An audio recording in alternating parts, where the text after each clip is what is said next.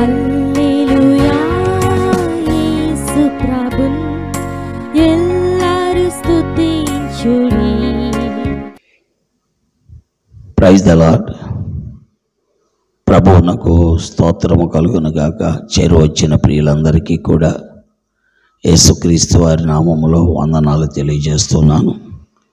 దైవ గ్రంథం బైబిల్లో నుండి సామెతల గ్రంథం 15వ అధ్యాయము 9వ వచనాన్ని చదువుతున్నాను. భక్తిహీనుల మార్గము యెహోవాకు హేయము, నీతిని అనుసరించు అని ఆయన ప్రేమించును. భక్తిహీనుల మార్గమట యెహోవాకు హేయము, నీతిని అనుసరించే వారిని ఆయన ప్రేమిస్తాడు. కాబట్టి దేవుని వాక్యం వింటున్నటువంటి ప్రియులారా, దేవుని యొక్క లేఖనాల్లో వ్రాయబడిన సత్యము ఎంత గొప్పది. దైవ గ్రంథము అసమానమైన గ్రంథం. ప్రపంచంలో 2750 కంటే ఎక్కువ భాషలలో ముద్రించబడిన గ్రంథం. ఆ గ్రంథములోని ప్రతి మాట సత్యమే.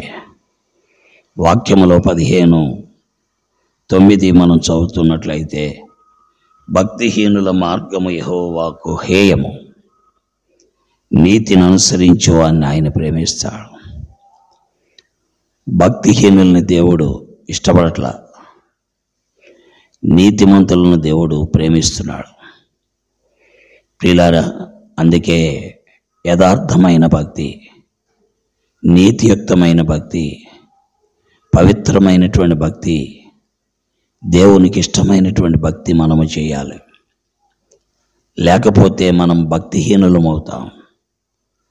భక్తిహీనులను యెహోవాకు అసహ్యులు, ఆ వారి మార్గాలు కూడా యెహోవాకు హేయము.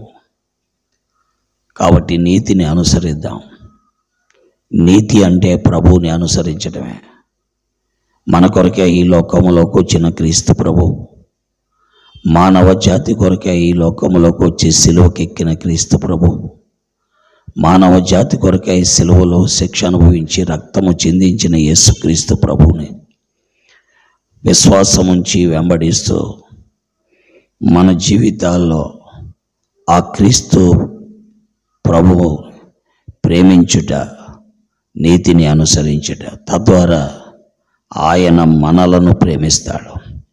కాబట్టి గుర్తెరుగుదాం, గ్రహించి ప్రభువును వెంబడిద్దాం. ప్రేమ కలిగిన తండ్రి, నీ వాక్కు ప్రజల మధ్యలో ముద్రించి ప్రజలకు మేలు చేయండి.